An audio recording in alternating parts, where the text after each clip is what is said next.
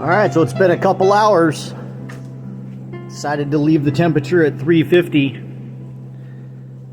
Had to turn it down actually from 350 to 275. She's cooking quick.